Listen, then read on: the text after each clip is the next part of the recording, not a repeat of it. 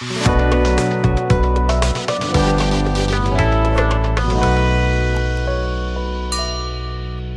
है, अब हर एक इक्वेशन पर फिर बैलेंस करके लिखो तो फिर टाइम बहुत ज्यादा लगेगा, इसलिए हम अनबैलेंस्ड में लिखेंगे। तुम सबको आता है, तुम सब अपने से बैलेंस कर लेना सब, ठीक। अब ये कि हम लोग कोई भी केमिकल इक्वेशन को कैसे लिखते हैं, rules for writing a chemical equation. तो ये तो आसान है, बेसिक सा बात है। जैसे मान लो कि हम लोग लिखना है कि हाइड्रोजन गैस ऑक्सीजन गैस से रिएक्शन किया तो H2O बना, तो नॉर्मली किसको लिखना नहीं आता है कि H2 प्लस O2 और ये क्या बनाया H2O। अब इतना ही में बहुत सारी बात है। बात ये है कि हम लोग ऐसा लिख रहा है ना, तो ये तो इतना समझ में आ गया कि ये कोई भी केमिकल इक्वेशन हो गया, कोई भी केमिकल। अब ये इधर वाला पोर्शन हो गया राइट हैंड साइड, और इधर वाला पोर्शन हो गया लेफ्ट हैंड साइड। हुआ कि नहीं हुआ? तो यहां से एक बात समझ में आ गया कि जब हम कोई भी केमिकल इक्वेशन को लिखेंगे तो राइट हैंड साइड में किसको लिखेंगे? रिएक्टेंट को। राइट हैंड साइड में लिखेंगे रिएक्टेंट्स को, और लेफ्ट हैंड साइड में, सॉरी हम ऐसे लिख रहे हैं ना, तो अगर इधर से मतलब हमारा फेस से इधर हो गया राइट हैंड साइड, इधर हो गया लेफ्ट हैंड साइड, तो लेफ्ट हैंड साइड में लिखेंगे रिएक्टेंट्स को, और इधर लिखने के मतलब जैसे अभी हम ऐसे लिख रहे हैं, हम ऐसे पढ़ा रहे हैं, तो ऐसे तो राइट हैंड साइड ये हुआ, लिखने के तो हम ऐसे लिख रहे हैं ना, तो राइट ये हुआ, लेफ्ट वाला ये हुआ। तो लेफ्ट हैंड साइड में हम लोग लिखे हैं लोग रिएक्टेंट्स को, और लिखने के राइट हैंड साइड में हम लोग लिखेंगे किसको? प्रोडक्ट को। ठीक है, यहाँ तो कोई दिक्कत नहीं है ना। अगर रिएक्टेंट्स दो या दो से ज्यादा है तो वो रिएक्टेंट्स के बीच में प्लस साइन देंगे, ठीक है। और अगर वैसे ही प्रोडक्ट दो या दो से ज्यादा है, यहाँ पे तो एक ही प्रोडक्ट है, लेकिन अगर यहाँ पे ज्यादा प्रोडक्ट रहता तो हम वहां पर भी बीच में क्या देते कि प्लस साइन देते, ठीक है। दूसरी बात कि रिएक्टेंट से प्रोडक्ट की ओर हम एक एरो लाइन देते हैं, ये एरो लाइन रिएक्शन के डायरेक्शन के बारे में बताता है। ये बताता है कि किस चीज से किस चीज का फॉर्मेशन हो रहा है। तो ये रिएक्शन के डायरेक्शन को बता रहा है कि नहीं बता रहा है कि इस चीज से इस चीज का फॉर्मेशन हो रहा है। हालांकि ये जितनी बार बताया है कि इधर लिखना है, इधर लिखने के लिए ये एक कन्वेंसिंग मेथड है, मतलब लिखने के सहूलियत के हिसाब से हम लिखते हैं लोग।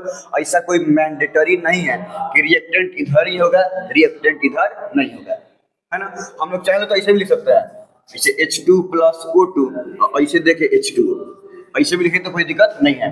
यहाँ पर भी इस चीज से इस चीज का फॉर्मेशन हो रहा है कि नहीं हो रहा है, तो ये चीज हमारा क्या हो गया रिएक्टेंट, और ये चीज क्या हो गया प्रोडक्ट, और एरो इधर से इधर की तरफ है, मतलब इससे इस चीज का फॉर्मेशन हो रहा है। तो ये डायरेक्शन कैसे बताता है? देखो जैसे जैसे रिएक्शन बढ़ेगा, शुरू में हमारे पास क्या, शुरू में तो ये मौजूद नहीं है। शुरू में हमारे पास क्या मौजूद है?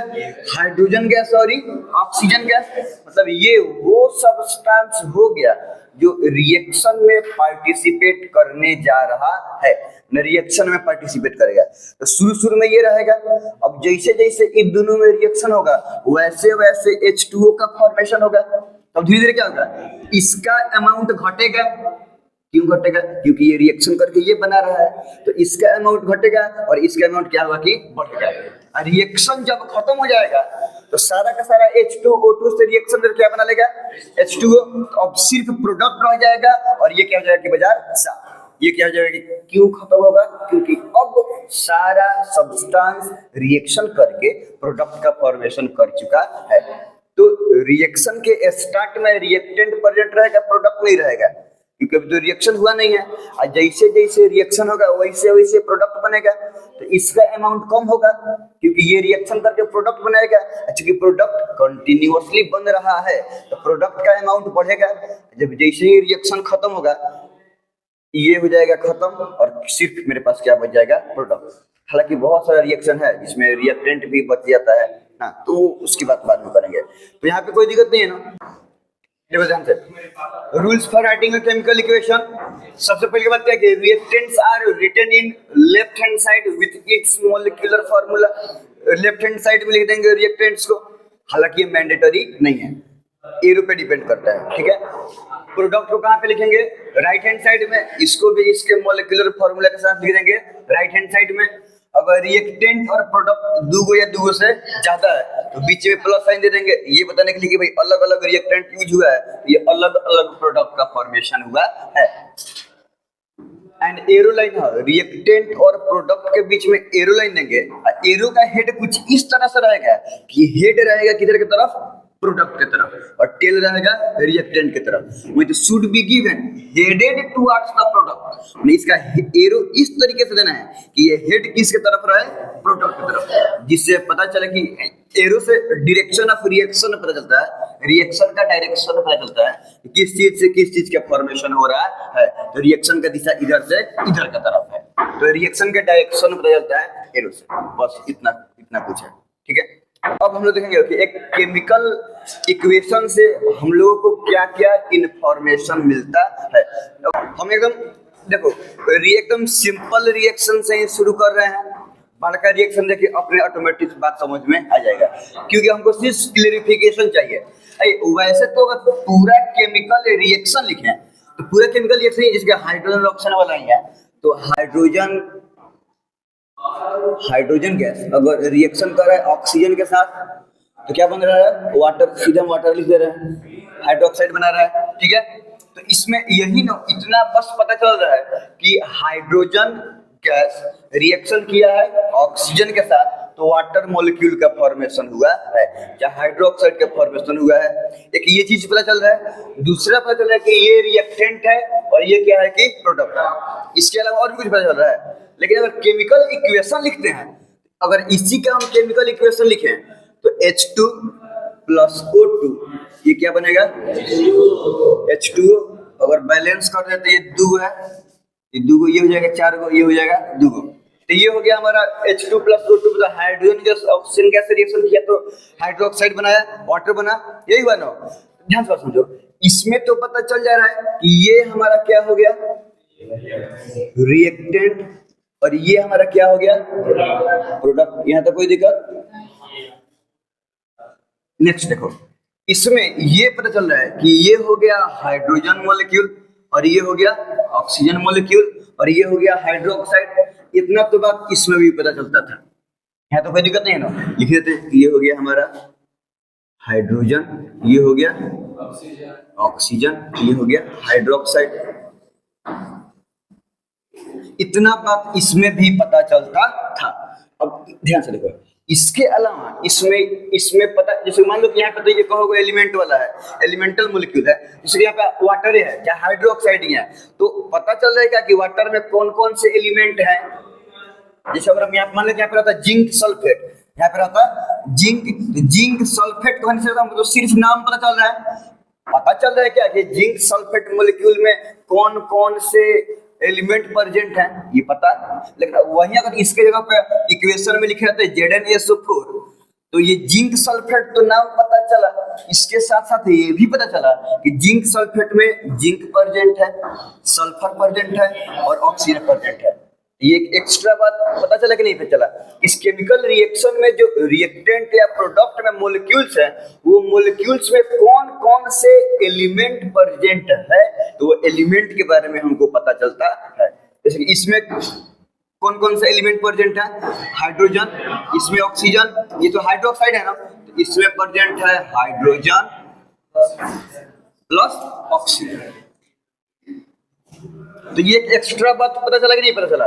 यहाँ पे हाइड्रोक्साइड से यहाँ पे इसमें हाइड्रोजन और ऑक्सीजन है, ये बात पता नहीं चलता था, लेकिन यहाँ से इसमें हाइड्रोजन प्रेजेंट है और ये ऑक्सीजन प्रेजेंट है, ये बात तो पता चला कि नहीं पता चला। तो ध्यान से देखो, इसमें पता चलता था कि हाइड्रोजन मॉलिक्यूल में कई गो एटम है, इसमें कई गो एटम है, ये वाटर में कई गो एलिमेंट का कई गो एटम प्रेजेंट है, इसमें नहीं पता चलता था ना। लेकिन अगर वहीं जैसे जिंक सल्फेट में पता नहीं चलता, लेकिन अगर इसमें करते तो पता चलता है कि जिंक का एगो एटम है, एगो सल्फर का है, 4 गो, पता चलता नहीं चलता।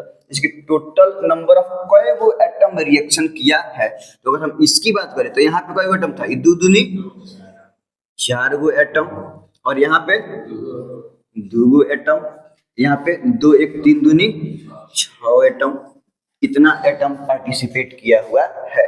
अब ये 4 एटम में चारों के चारों एटम हाइड्रोजन का है, चारों के चारों एटम किसका है, ये चारों एटम किसका है, हाइड्रोजन का है। इसमें तो नॉर्मल है, तो इसमें दोनों का दोनों एटम किसका है? ऑक्सीजन का है। लेकिन इसमें 6 का 6 एटम है, ध्यान से रखवा। इसमें 2 दूनी 4, 6 एटम में से 4 एटम किसका है? हाइड्रोजन का है, और 2 एटम किसका है? ऑक्सीजन का है। यहाँ पे ये बात पता चला कि नहीं पता चला? तो ये जो केमिकल इक्वेशन में ये पता चला, क्या ये रिएक्शन में पता चलता था? नहीं। अच्छा, नंबर ऑफ मोल्स में भी ये यहाँ पे 2 है ना, मतलब हाइड्रोजन कितना मोल यूज हुआ है? 2 मोल। तो 2 मोल हाइड्रोजन यूज हुआ है। यहाँ पे कुछ नहीं है, मतलब यहाँ पे क्या परसेंट है? 1। तो 1 मोल ऑक्सीजन से रिएक्शन किया है, 2 मोल वाटर का फॉर्मेशन हुआ है, 2 मोल हाइड्रोक्साइड मॉलिक्यूल का फॉर्मेशन हुआ है। तो यहाँ पे हम लोग को नंबर ऑफ मोल्स के बारे में भी पता चल रहा है कि नहीं चल रहा है? इसमें कुछ नंबर ऑफ मोल्स के बारे में पता चल रहा था कि नहीं पता चल रहा था? नहीं पता चल रहा था। केमिकल इक्वेशन में हम लोग को नंबर ऑफ मोल्स के बारे में भी पता चलता है। मोल क्या अमाउंट ही है ना, चाहे क्वांटिटी में लो, मास में लो, चाहे वॉल्यूम में लो। तो यहाँ से वॉल्यूम भी 2 मोल है, माने 2 वॉल्यूम हाइड्रोजन का रिएक्शन करेगा 1 वॉल्यूम ऑक्सीजन के साथ, तो 2 वॉल्यूम H2O का फॉर्मेशन होगा। तो हमको यहाँ पे वॉल्यूम भी पता चला। एक एसटीपी पे 1, मतलब STP standard temperature and pressure पे, एसटीपी का मतलब standard temperature and pressure, standard temperature and pressure पे 1 मोल में समथिंग 22.4 लीटर होता है, बाई 22.4 लीटर होता है, ठीक है, 1 मोल में। तो यहाँ पे 2 मोल है, मतलब 2 वॉल्यूम, तो ये हो जाएगा 2 × 22.4 लीटर। इतना सब्सटेंस, इतना हाइड्रोजन रिएक्शन कर रहा है, 1 वॉल्यूम है ना, मतलब 1 मोल सिर्फ 22.4 लीटर। तो यहाँ पे 2 × 22.4 लीटर H2O का फॉर्मेशन हो रहा है। तो हम लोग को इसके बारे में भी पता चल रहा है, समझ में आ रहा है ना? तो इतना चीज के बारे में हम लोग को पता चलता है किस चीज से? केमिकल इक्वेशन से। क्या इतना इंफॉर्मेशन किसी रिएक्शन से, केमिकल रिएक्शन से पता चलेगा? नहीं चलेगा। तो केमिकल रिएक्शन में और केमिकल इक्वेशन में ज्यादा इंफॉर्मेटिव कौन है? Chemical equation. इतना समझ में आ रहा है? चल पहले इतना लिख लो। इक्वेशन से मतलब मॉलिक्यूल्स का नाम तो पता होता ही है, मॉलिक्यूल का मॉलिक्यूलर फॉर्मूला भी पता चलता है, ठीक है, कितना एटम पार्टिसिपेट कर रहा है ये भी पता चलता है, किस मॉलिक्यूल में कौन कौन एलिमेंट है तो एलिमेंट के बारे में भी पता चलता है, और किस एलिमेंट का कितना नंबर ऑफ एटम है उसके बारे में पता चलता है, नंबर ऑफ मोल्स के बारे में, वॉल्यूम के बारे में, अमाउंट, ये सब के बारे में एक केमिकल इक्वेशन से पता चलता है। इतना ज्यादा इंफॉर्मेशन केमिकल रिएक्शन से नहीं मिलता है। इंफॉर्मेशन कन्वेड बाय अ केमिकल इक्वेशन, एक केमिकल इक्वेशन से हम लोग को किस किस इंफॉर्मेशन के बारे में पता चलता है।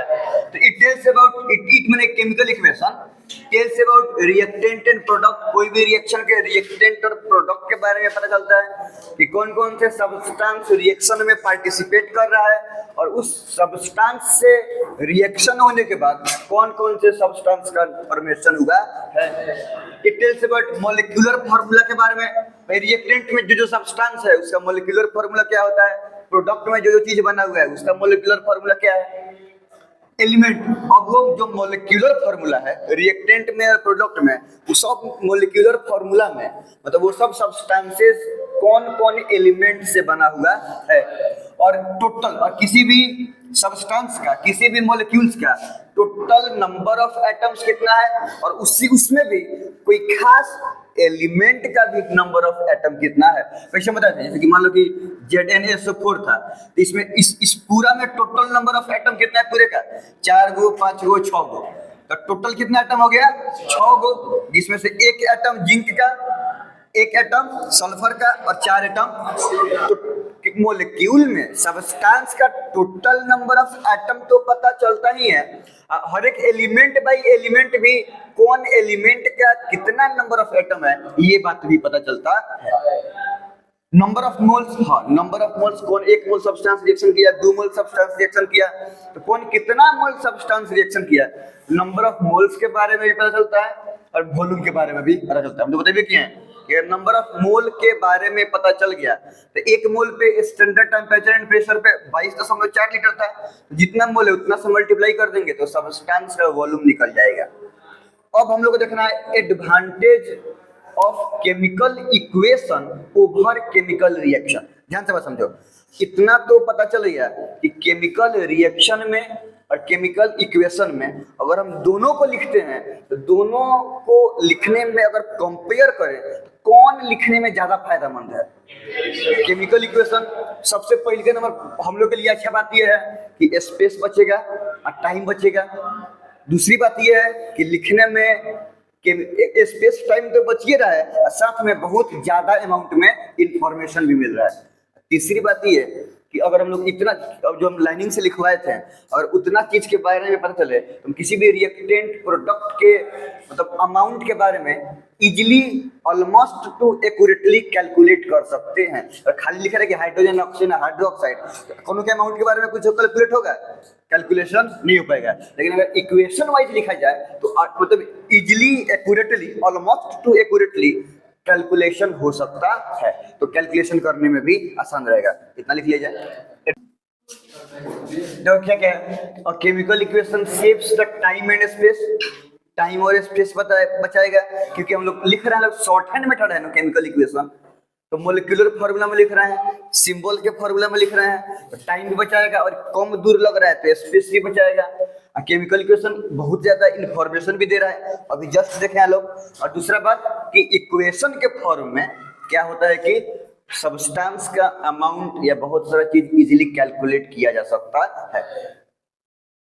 किसी भी केमिकल इक्वेशन से क्या क्या इंफॉर्मेशन निकलता है हम लोग इसके बारे में देख रहे थे। अब देखना ये है कि किसी केमिकल इक्वेशन में भी कौन सा इंफॉर्मेशन नहीं निकलता है। जैसे कि हम लोग बात किए थे लोग किसी केमिकल रिएक्शन के बारे में या केमिकल इक्वेशन के बारे में, तो नॉर्मल अगर कोई भी इक्वेशन मान लो कि अगर हम यहाँ पे लिख दें कि H2 + O2, ठीक है, ये हो गया हमारा H2O, ये केमिकल इक्वेशन हो गया। ठीक है, मान लो कि अगर इसको बैलेंस भी कर दें तो ये दूगो ऑक्सीजन दूगो करेंगे, ये हो गया दूगो, चलो ये बैलेंस हो गया।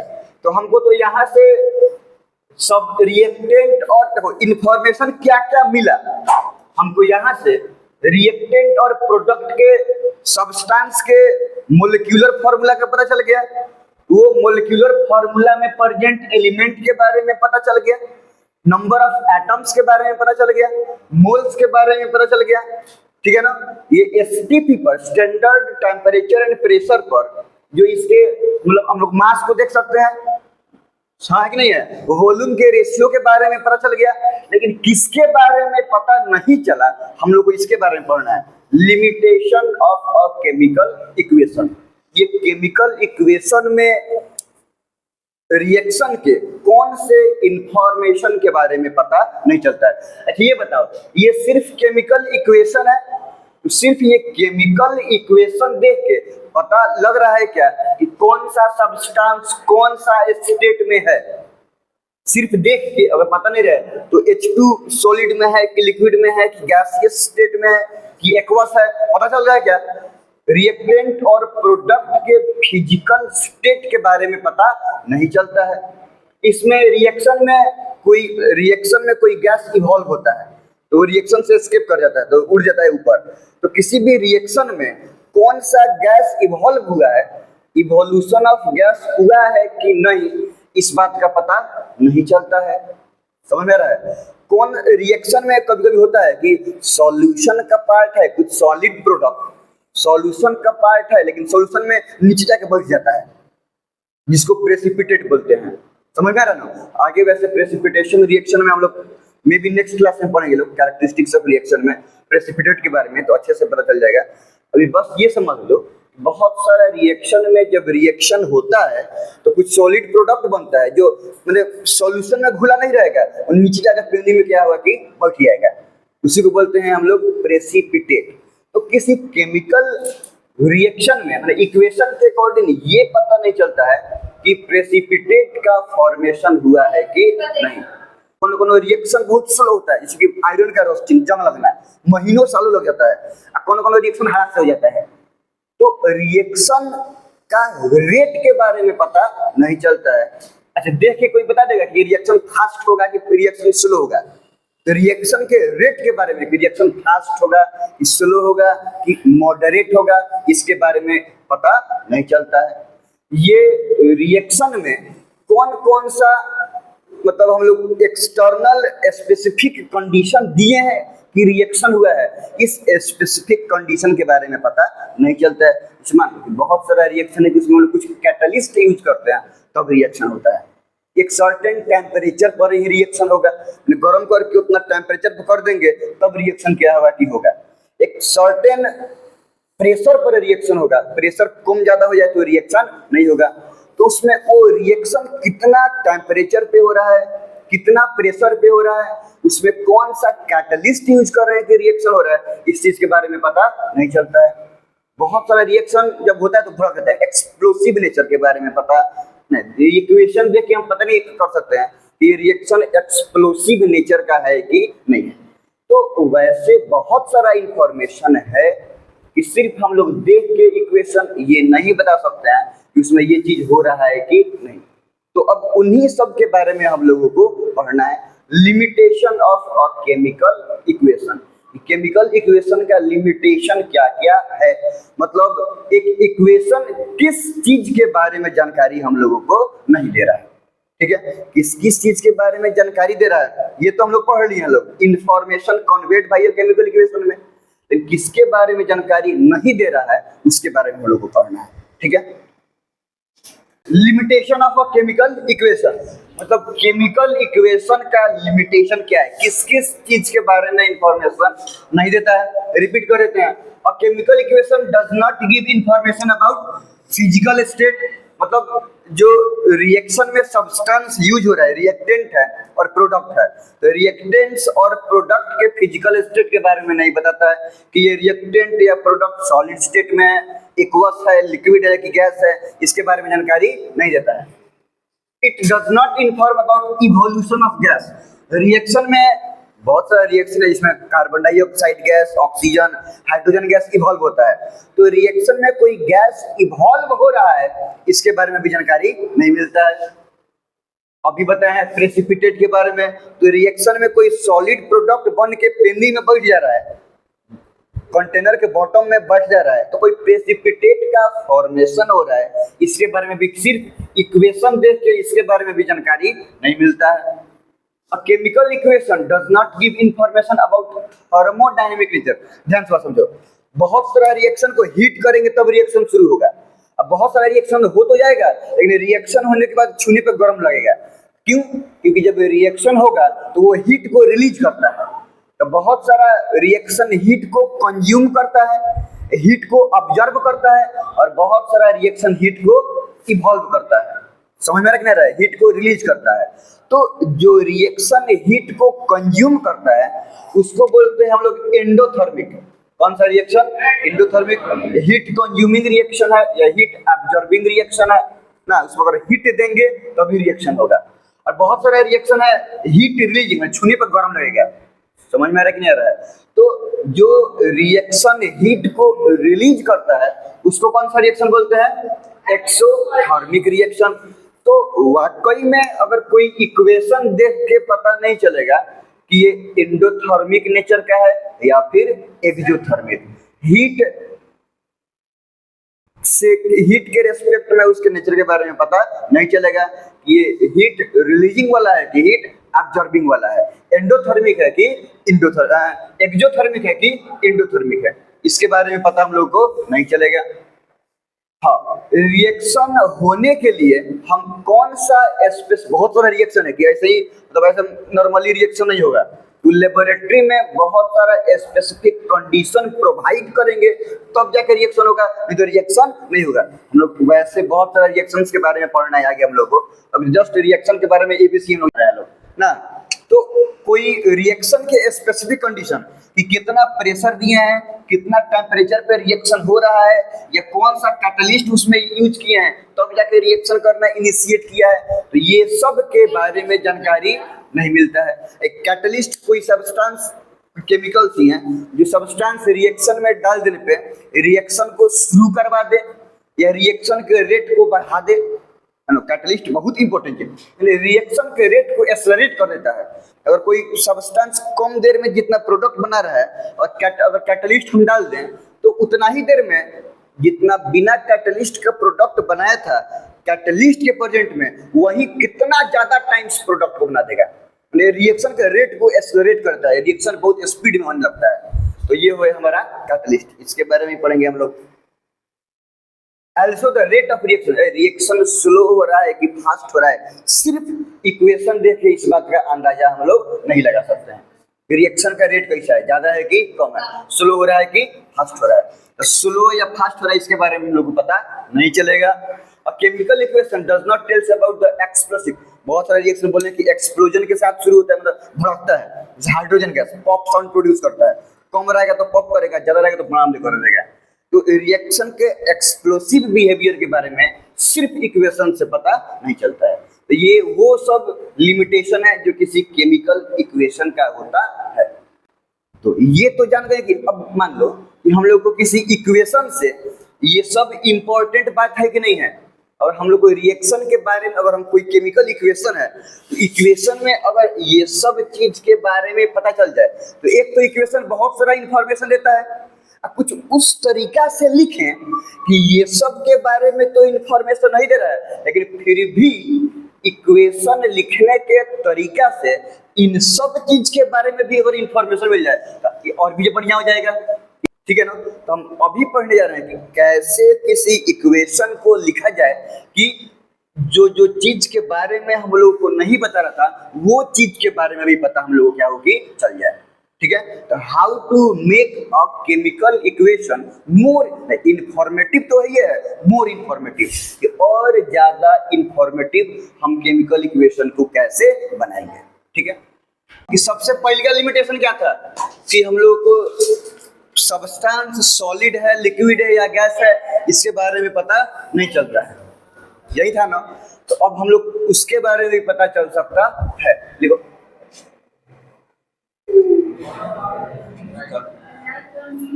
How to make a chemical equation more informative, कैसे केमिकल इक्वेशन को और ज्यादा इंफॉर्मेटिव बनाया जा सकता है।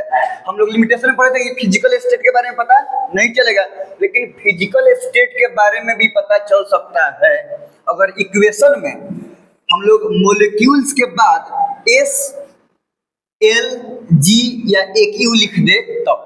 S का मतलब सॉलिड, L का मतलब लिक्विड, G का मतलब गैस, AQ का मतलब एक्वस। जैसे मान लो ये इक्वेशन में पहले तो पता नहीं चला था कि कौन किस स्टेट में है लेकिन यहाँ पे H2O2 H2O बनाया तो अब तो देखने से लग रहा है ना कि भाई H2 गैसियस स्टेट में था, O2 भी गैसियस स्टेट में था। तो जो H2O बना है तो वो H2O का फिजिकल स्टेट क्या होगा कि लिक्विड होगा। तो अब इक्वेशन देख के इसके फिजिकल स्टेट के बारे में पता चल रहा है कि नहीं चल रहा है कि सॉलिड है कि लिक्विड है कि गैस है।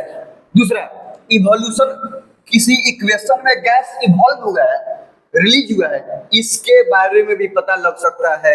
जो गैस इवॉल्व हुआ है उसके बाद अपवर्ड एरो का हम लोग सिंबल लगा दे तो जैसे मान लो कि ये इक्वेशन में कैल्शियम हाइड्रोक्लोरिक एसिड से रिएक्शन करेगा तो कैल्शियम क्लोराइड और हाइड्रोजन गैस इवॉल्व हो रहा है तो हाइड्रोजन के बाद अपवर्ड एरो लगा दी है। इससे मतलब क्या हुआ कि ये गैस इवॉल्व हो रहा है। तो अब गैस इवॉल्विंग नेचर के बारे में भी पता चला कि चल रहा है। तो अब इक्वेशन देख के हम लोग इजीली पता कर सकते हैं कि उसमें गैस का इवोल्यूशन हुआ है कि नहीं हुआ है। वैसे ही है कि प्रेसिपिटेट के बारे में भी पता चल सकता है। वैसे प्रेसिपिटेट क्या होता है, सॉलिड सब्सटेंस जाके पानी में नीचे बैठ जाता है तो जो सब्सटेंस नीचे जाके बैठ जाता है वो प्रोडक्ट के बाद हम लोग क्या कर देंगे, डाउनवर्ड एरो लगा देंगे। तो डाउनवर्ड एरो से पता चलेगा कि वो नीचे जाके क्या हुआ है कि बैठ गया है। इस यहाँ पे देखो सोडियम क्लोराइड सिल्वर नाइट्रेट से रिएक्शन किया है तो सिल्वर क्लोराइड और सोडियम नाइट्रेट बना है, नहीं बना है। तो इसके बाद में क्या है, डाउनवर्ड एरो है। डाउनवर्ड एरो का मतलब सॉल्यूशन में ये सिल्वर को व्हाइट प्रेसिपिटेट है, व्हाइट रंग का होता है, ये नीचे जाके क्या हुआ कि बैठ जाएगा, नीचे जाके प्रेसिपिटेट कर जाएगा। तो अब अच्छा स्टेट के बारे में कि ये एक्वस, ये भी एक्वस में है, ये सॉलिड जो नीचे जाकर बैठ जा रहा है और ये भी एक्वस है। तो ये सॉल्यूशन में व्हाइट प्रेसिपिटेट होता है, सिल्वर क्लोराइड पढ़ेंगे आगे। तो ये क्या होता है कि नीचे जाके बह जा रहा है। तो प्रेसिपिटेट के बारे में भी पता चल रहा है कि इक्वेशन में इस चीज के प्रेसिपिटेट का फॉर्मेशन हुआ है। तो डाउनवर्ड एरो से हम लोग प्रेसिपिटेट के बारे में भी जानकारी ले सकते हैं, ठीक है। स्पेसिफिक कंडीशन है, लिमिटेशन में हम लोग पढ़े थे लोग कि टेम्परेचर, प्रेशर, ये सब कैटलिस्ट के बारे में पता नहीं चलता है, लेकिन इक्वेशन में एरो लाइन के ऊपर या नीचे हम लोग ये डाटा को दे सकते हैं कि कितना टेम्परेचर पे रिएक्शन हो रहा है, कितना प्रेशर पर रिएक्शन हो रहा है, कौन सा कैटलिस्ट को यूज किया जा रहा है। तो ये सब के बारे में एरो के ऊपर या नीचे अगर इंफॉर्मेशन दे दिया जाए तो इक्वेशन देख के पता चल जाएगा कि ये रिएक्शन इतना टेम्परेचर पे हुआ है, इतना प्रेशर पे हुआ है, इस कैटलिस्ट के प्रेजेंट में हुआ है। समझ में आ रहा है ना? तो इस सब चीज के बारे में अगर हम लोग लिख देंगे लोग तो स्पेसिफिक कंडीशन के बारे में भी पता चल जाएगा। समझ में रखना रहा है। तो अब इस तरह से करने पे एक केमिकल इक्वेशन में जो जो लिमिटेशन था, जिसके बारे में पता नहीं चल रहा था, उसके बारे में पता चला कि चल रहा है ना? एक दो बारी बाकी चार गो हम लोग देख लिए थे। पांचवा पॉइंट ये है कि अब एक बच गया थर्मोडायनेमिक नेचर, कि सिर्फ केमिकल इक्वेशन देख के कैसे पता चलेगा कि रिएक्शन एंडोथर्मिक है कि एक्सोथर्मिक है, माने हीट एब्जॉर्बिंग वाला है कि हीट रिलीजिंग वाला है। लिखो ना ये भी वहां पे पहिलका मैंने आपको देखो, कैल्शियम कार्बोनेट में हम क्या किए हैं, हीट दिए हैं, तब जाके कैल्शियम ऑक्साइड और कार्बन डाइऑक्साइड में फॉर्म हुआ है। बोलो तो ये रिएक्शन में क्या हो रहा है, हीट को एब्जॉर्ब कर रहा है, नहीं कर रहा है क्या? तो हीट को जो रिएक्शन इंडोथर्मिक नेचर का होगा, माने हीट को ऑब्जर्व करेगा, उसमें ये रिएक्टेंट साइड हो गया ना, और ये प्रोडक्ट साइड। तो रिएक्टेंट साइड में हम क्या करेंगे कि हीट लिख देंगे। तो रिएक्टेंट साइड में हीट लिखने का मतलब ये हुआ कि इस रिएक्शन में हीट दिया जा रहा है, तब रिएक्शन आगे प्रोसीड कर रहा है, ठीक है। तो अगर मतलब रिएक्टेंट साइड में हीट देख के समझ जाना है ये हीट ऑब्जर्विंग नेचर का है, माने इंडोथर्मिक नेचर का है।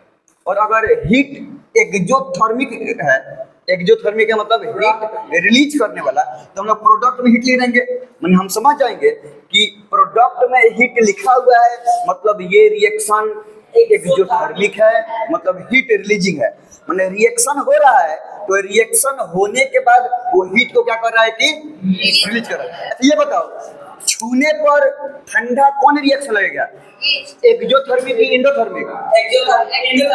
देखो एक्सोथर्मिक में हीट रिलीज कर रहा है ना, तो हीट छुएगा तो हीट हाथ में घुसेगा, तो जब हीट लगेगा तो ठंडा लगेगा कि गर्म लगेगा?